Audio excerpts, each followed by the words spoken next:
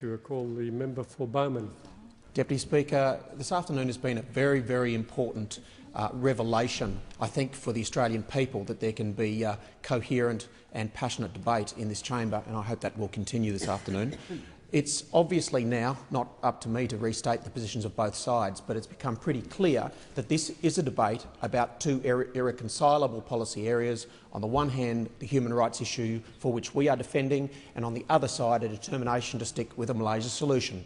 And that gives us a fairly simple scenario to conduct this debate. So I would like to cover in my brief time available some of the moral inconsistencies that this debate is grappling with.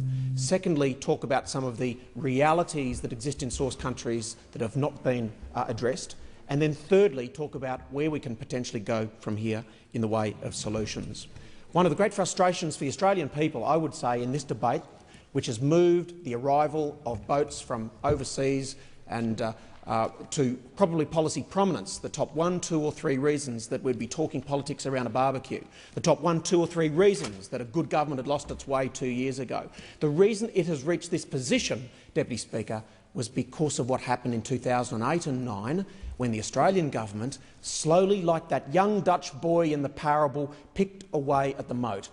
That's right, unravelled slowly the protections that were put in place in years before, and then waited for the inevitable. And what occurred, if you think about that parable, was that suddenly now what has happened over the last few months has brought home to them the horrible reality that not only was there no willingness on this side of the chamber to address the problem, but now, in a time of crisis, this government is learning they may not be able to address it legislatively.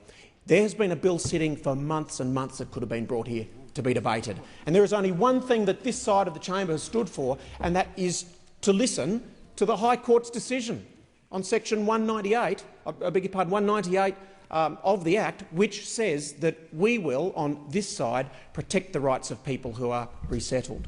And we are the side of politics that is doing that today. And let no one standing up there forget that if there is one thing that holds up this legislation, be it from the government or be it handed to the member for Lyne with a little bit of dill and dressing and passed off as an independent bill, the same issue stands, Deputy Speaker, is that we have a government here fundamentally unable to let go of its Malaysian deal. It was an opposition that placed above all things human rights. This was the great Australian Labor Party tradition.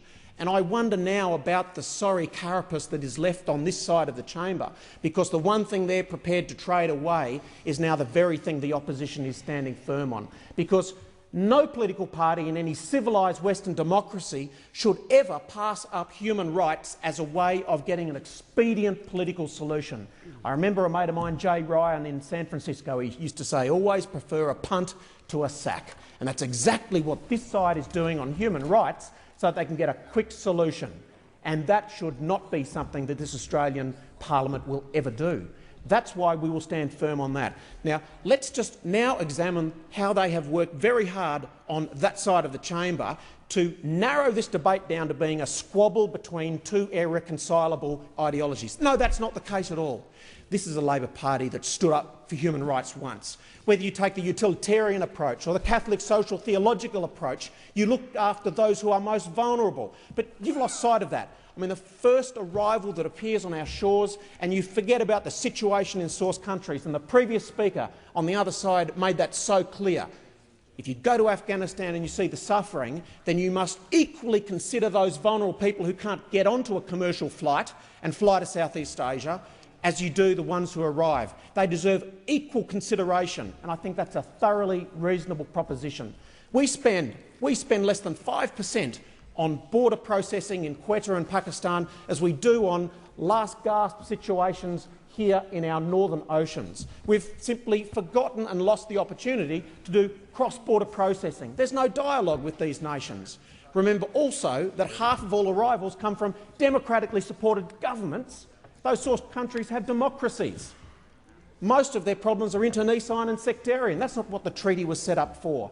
And yet we could be working with those countries at source, but there's no talk of that from this government. Let me remind everyone, we are a Westminster democracy. If a government cannot negotiate with the crossbenchers, if a government cannot negotiate with the opposition and get it through the Senate, then we are debating today nothing more than a zombie bill. and it's the Walking Dead bill that we killed off in the Senate. What we need to do is find some Order. ground from the government. The member's time has expired. The member for Beaumont will take his seat.